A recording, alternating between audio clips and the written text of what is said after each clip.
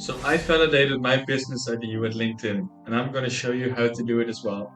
It's a really great process. I'm going to take you step by step by it, so you will receive the same results. So last week I contacted about 10 businesses on LinkedIn. I called within and I validated my ID. And why this is so powerful is because if you know your ID works, then you can exponentially grow.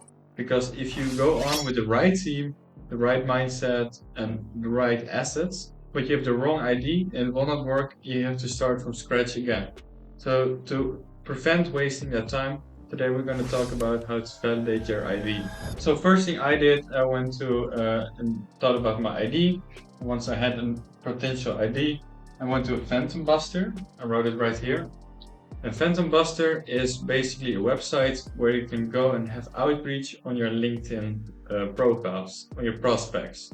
So let's say you have an ID, you want to, for example, become like a farmer supplier, you have like the best seeds that the farmers can use, and you want to know it's a good ID. So you can get to Phantom Buster. I have the link down description below.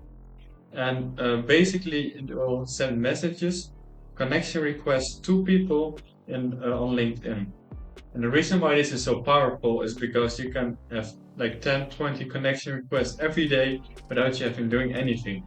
You just type in what type of profile you want, so like farmers in your local area, for example, and then you can send them a connection message. And the reason why a connection message and not a normal message is because you can't really send messages to people without them connecting to you. You need a premium profile. You can do it, but it's quite expensive. So you can just do it this way.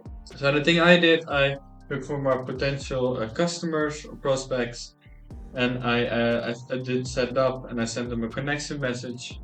When that was done, when they're connected, I came up with a nice message, and the message was something like, "Hey, do you also have this problem? Would you pay for something like this? And yeah, what other type of problems do you have in your business?" And so once I reached out to the people on LinkedIn, I found them and I said, "Hey, you're really trying to get some goodwill out of them." Goodwill was basically having them to like offer, "Oh, I'll do this for this guy," because you're just starting out, right? You don't have much assets. You don't have a lot of things, so you really wanted to help the goodness of people. So you want to present yourself as a starter and say like, "Hey, I just started. I have this ID. Would you pay for something like that?" You don't want to sound too salesy because they're really gonna ignore you and stuff like that. And by the way, most people are gonna ignore you. It's part of the game. It's a numbers game. If you reach out to 100 people, realistically, 15 or 20 of them are gonna respond if you have a nice question and a good profile. So make sure you have a nice set of profiles, so like a profile picture and a banner and all of that.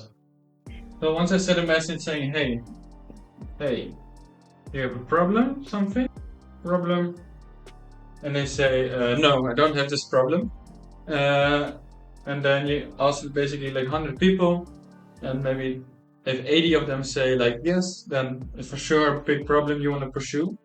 But you need to ask quite some people, because if you ask too little people, then you're not sure if it's just one person, or it could be that a lot of people have this problem, but this one particular person doesn't have it. So make sure to extend your horizon and ask as much people as you can. Once you've asked for about the problem, you can go right about calling them. And if you're an introvert like me, then this is a pretty difficult step, but one of the most important ones to take, because you really need to know what's going on. So once I first asked, like, "Hey, uh, if you have this problem or do you have any other problems you're facing, can we hop on a quick call, like 5 to 10 minutes? I would really appreciate it." Well, some of them say no, but some of them say yes. Once you do, you're gonna ask about, okay, do you have this problem? How much would you pay for it? And what's most important is that you would ask like, how much is it currently costing? Because if you're doing something that saves them time, they might not see that as valuable initially. But if you, for example, an employee is spending 8 hours every week on it, and they're paying that employee $50 an hour, that's $400 every week. Now, if you can give them an automation that that you can use that will save the time of the employee, then for, let's say, $100 a week, then they will gladly take it because, it will save them a lot of money. And maybe you can give that work to the employee and he can do other things that are more valuable in return. So he can do different things that's this is not $50 worthy, but maybe $100 worthy. So save time, which is very valuable because time is something you cannot get back. Make money. So let's say you're building a tool that actually will make them money, so like an outreach tool. So for example, it's a tool like marketing tool. Hey, I'll get you 500 prospects every week with this tool. So that's really great. And also make sure you can bring a guarantee, because at the beginning you're not really an established name. Guarantee. And excuse me for my handwriting, it's really bad, I know. But if you have a guarantee, then you can basically alleviate a lot of no responses. So if I say, hey, pay me $500 a week and I'll get you 500 customers, and people are gonna say, yeah, sure, right, who are you now? But if you can say, like, hey, I will bring you 500 customers per week for $500, for example, and if I don't get 500, I'll return you any money that you spent on me, and I'll even give you $100 extra too, because I wasted your time. And that's really powerful, because who in their right mind would say no? It's an offer they can't resist, right? So save time or make the money and have a guarantee. And then once you are in the call, I would always advise to ask as like bonus thing, is to say at the end, okay, do you have any tips for a starter? Because these people are usually having 20 to 30 years experience, and something that they learned in 30 years could be very valuable for you in just 5 seconds. It only takes them 5 seconds, it takes you 30 years to learn, so why not take the 5-second one? Once you've done that, you need to take either a transcript from the calls or note everything down that they said, the important highlights, and note it somewhere. I personally use Notion. So Notion is a really good one, I think, for capturing data and placing it. You can also use text files or whatever works for you. But Notion is a really good one, I think. And furthermore, if you take all the data and put it in a row, and you can basically ask like, hey, these data that I used, and see what the common denominators are. So what is basically a common, all of them common traits? Have they all the same problem?